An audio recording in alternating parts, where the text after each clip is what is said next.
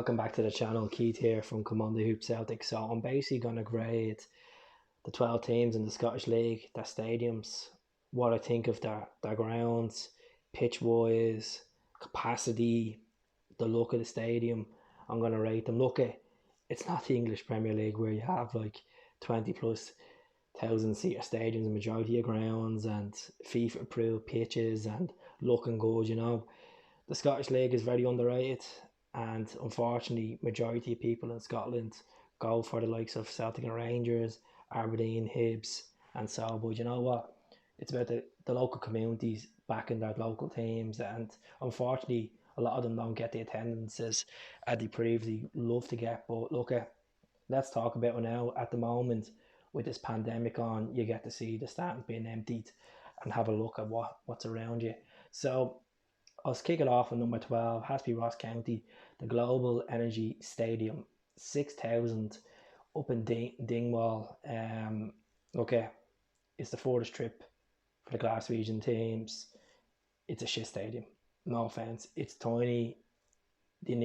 Ross County would need the full town of Dingwall to actually come and fill the place up.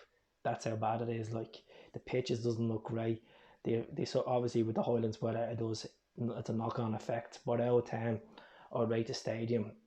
I'd give it a 6 out of 10. I just think they're never going to expand it because they're not in the big money. They're not going to win titles, and it is what it is for them. So Ross County, I'm sorry, but number 12 it is. Number 11 would have to be McDermott Park, home of St Johnstone in Perth, 10,000 seater stadium. It needs to be done up. It really needs to be done up. It looks like a stadium hasn't got a lick of paint in a long time. The pitch is always in bits. It just looks like it looks like it's not maintenance right. And I feel sorry for St Johnstone fans, but obviously it has a bit of the random colours in the seats and stuff like that. But overall, it's just a vintage football stadium. So I'll give this out of 10 with a ratings wise. I'd give this probably a 6 as well. I just think they need to do it up. They don't need to expand it. Obviously, they don't never fill it. They just need to do it up, lick a paint, fix the seats up, and that'll be decent. I know they're on a tight budget every season. They're kind of around the relegation spots and stuff. But lick a paint there in Perth will do well. Perth's finest. Number 10. I feel a bit bad putting these number 10, but I looked at the capacity. I looked at the pitch. I have to give it to St Mirren. The stadium in Paisley. Obviously, it's not a bad stadium. They built it back in the mid 2000s. I have to say, 8,000. The maintenance the pitch quite well. It's a grass pitch, black and white. I'll give it to the staff. It just looks good. Like they moved from Love Street to there, and they have it done quite well. Obviously, even when they're playing in the Championship, the stadium looked quite well. The only time they really fill it is when the Old Firm come to town, as you want to call them, or the Glasgow teams come to town. So right now, 10, I'll give them an 8. The reason why I'm going for the Magic 8 is because it's 8,000. It's a grass pitch.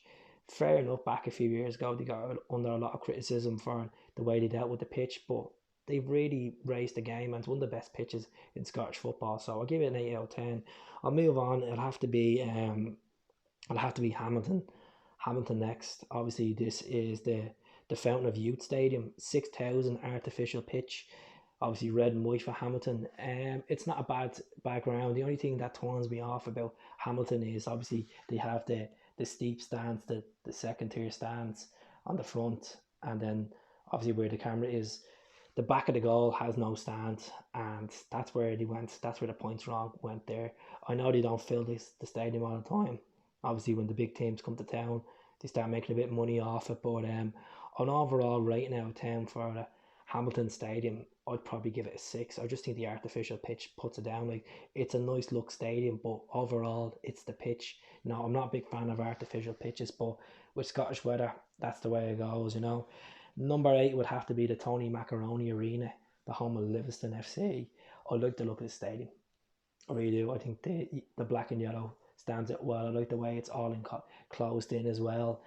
The only thing that turned me off and put it down the rankings is another artificial pitch. The artificial pitch just gives a bit of down points. It's a 10,000 seater stadium. for that standard of Livingston, that's pretty good. They don't really fill it up as like most Scottish teams, but an overall out of 10, I'd give it a 7. It's the look of it that going to give it the extra points, so that's the reason why. Number 7 would have to be Fair Park, Motherwell FC. Obviously, Motherwell, it's not a bad stadium. On a rainy night, it just looks miserable, like every other stadium does, but it just looks that, it gives it that extra manky look about it. What I like about Motherwell Stadium is the stand behind the goal, and you always see the cash converter sign everywhere on it. So Fair Park, I give it to, and I was closed in football stadium, right at you, fans right at you, you know. So yeah, fair play. Number 6 would have to be Kilmarnock FC. I like Fair Park because it's 18,000 seater stadium. I'll give it to Kilmarnock. They always let the away fans of both Celtic or Rangers get a majority of the stadium, so that's where they get the marks there. It's an artificial pitch, which you lose the marks on, unfortunately. So out of 10, I would give it an 8 out of 10. I just think if they change it to grass, it'd be different. Rugby Park would be a different style of venue. But you know what? It suits Kilmarnock, as you see in the weekend. It suits them for an artificial pitch. So fair play there. Number 5, newly promoted Dundee. Dundee United. I was going to say Dundee FC. Dundee United. Tannadice, orange and black. I like the way Tannadice is real vintage looking. Obviously, it just looks like they haven't put work into it. I've heard a story that it's that type of stadium where literally they don't have proper toilets.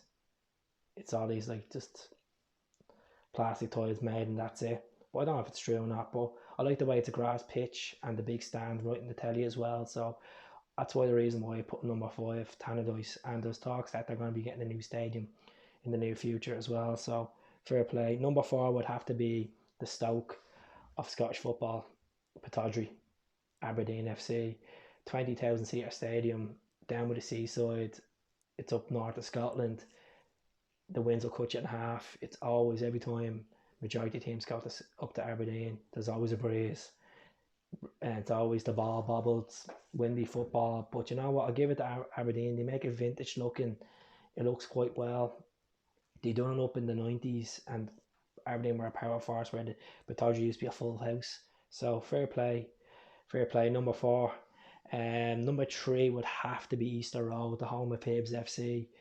20,000 seater stadium. I'll give Hibs the credit where it's deserved. They've really put a lot of money into Easter Road, revamped it up in the last 12 years. It looks like a good closed in stadium. Obviously wants to look better as good as Tynecastle. So I'll give it to them there. You know, it looks pretty good. So that's why I made it my top 3. It's steep. The stands are steep. You know, it's the stands behind the goal look pretty decent. So yeah, number 3. Number 2 would have to be Ibrox Park, the home of Rangers FC. I think Ibrox, 50,000 seater stadium, red brick, the vintage look. You know, you have to give it to them there where they kept the vintage look on it. The only thing I have to say is they do need to fix that seating. You can see some of the seats look absolutely like, it looks like they've been worn out. The colour's worn out on the seats. But that's the thing. Overall, right now, 10 for Ibrox Park. I'd give it a 7.